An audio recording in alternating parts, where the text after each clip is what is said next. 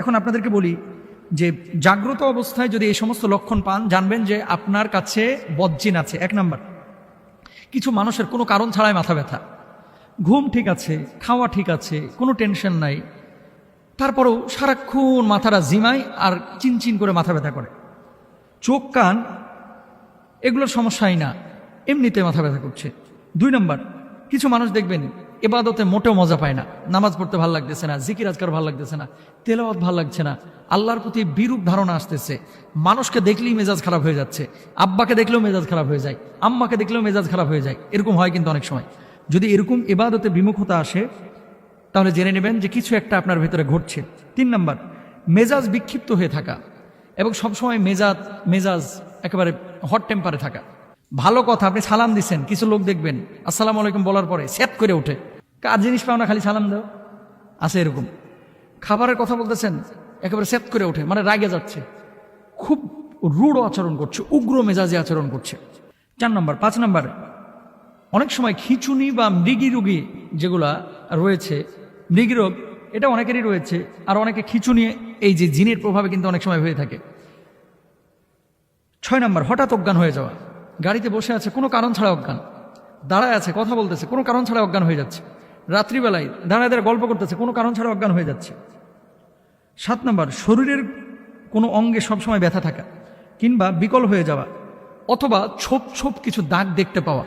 রাত্রিবেলায় ঘুমিয়েছেন আপনি, হঠাৎ আপনার শরীরের উপর আঁচড় দিয়েছে, মনে হচ্ছে কেউ একটা খামচি দিয়েছে। ইভেন আমি নাম বললে চিনে যাবেন।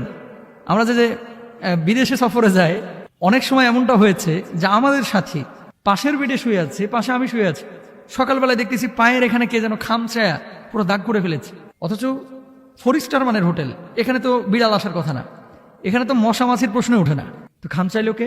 মেন কথা হচ্ছে এই ধরনের বিষয় ঘটে। শরীরে কোনো দাগ নাই, ওঠার পরে দেখতেছেন খামচানো দাগ, এগুলো কিন্তু বজ্জিনের আসর। দেখবেন যে এই সমস্ত ঘটনা ঘটতেছে কিনা। তারপরে হ্যালুসিনেশন হওয়া, জাগ্রত অবস্থায় অনেক কিছু দেখা বা শোনা বা অন্যরা দেখছে না। রাস্তা দিয়ে চলতেছেন, সবাই দেখতেছে সামনে বাম দিকে যাইতে হবে, পেছনে মানুষ দেখতেছে, সাইডের মানুষ দেখতেছে, আর আপনি দেখতেছেন ডান দিকে কোনো রাস্তা নাই। এরকম ঘটে যায়। যদি এরকম হয় যে একজন মানুষ সামনে একটা জিনিস দেখতেছে সুস্পষ্টভাবে আর আপনি দেখতে পাচ্ছেন না, জানবেন যে খারাপ কিছু ঘটতেছে। জিনের আসর যদি কারো উপরে থাকে জাগ্রত অবস্থায়, এই মানুষটার আচরণ কি হবে? হাই হাই খাই খাই আচরণ হবে। 32 কেজি মিষ্টি চাইবে, গরুর গোস্ত চাইবে 6 কেজি। আমি রাজশাহীতে দেখেছিলাম জিনের তদবির করতেছে কবিরাজের সামনে জিন বলতেছে যে আমারে এখন টাঙ্গাইল থেকে 8 কেজি ওজনের মিষ্টি এনে দিবি, নাহলে আমি সরতাম না। কথা বুঝতে পেরেছেন? 8 কেজি ওজনের মিষ্টি চাইতেছে। 8 কেজি ওজনের মিষ্টি খাওয়া সম্ভব না। তো যাই হোক, অনেকক্ষণ তার সাথে কথা বলার পরে কবিরাজ বলল যে আপনি 4 কেজি এনে দেন। বিশ্বাস করেন, এক ব্যক্তি দাঁড়ায়া ওখানে বসে 4 কেজি খাইতে পারে নাই, 3 কেজি খাওয়ার পর বলে যে এটা রাইখা দে, পরে খাবো। তার মানে কি? এটা মানুষের স্বাভাবিক আচরণ না, অস্বাভাবিক আচরণ। এই সমস্ত যদি সিমটম দেখেন, একটু পরামর্শ করবেন, রুকিয়া সেন্টারে যাবেন ইনশাআল্লাহ তাআলা।